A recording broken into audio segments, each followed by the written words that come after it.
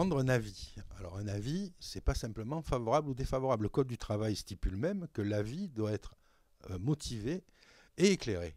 N'est-ce pas Stéphane? Tout à fait. D'ailleurs, il n'est même pas besoin de dire si l'avis est négatif ou positif, ça a peu d'intérêt. Ce qui compte pour l'instance, pour le CSE, c'est d'expliquer, de poser les bases de la négociation avec la direction, d'expliquer en quoi il considère que la politique menée par l'entreprise est bonne ou peut être améliorée et sur quel point.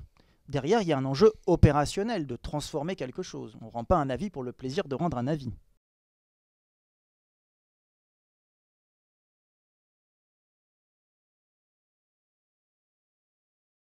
Tout à fait. Et ce qui est important aussi, c'est que cet avis va servir à communiquer auprès des salariés.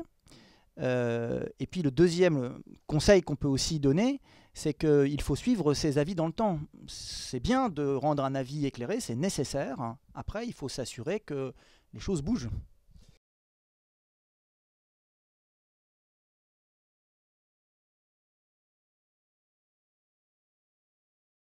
Tout à fait. Alors, il n'y a pas que dans les cas de PSE, qui sont des situations un peu critiques. Ce qui est intéressant, c'est que euh, l'ensemble des membres du CSE arrivent à un rendu d'avis qui soit commun. Les organisations syndicales peuvent avoir des opinions ou des appréciations différentes de la situation. Ce qui est aussi intéressant dans l'avis du CSE, c'est qu'il soit une plateforme un peu commune dans les sujets qu'il y a à faire progresser. Merci Stéphane d'avoir bien précisé que l'avis du CE ne se résume pas en un seul mot. Exactement. Merci.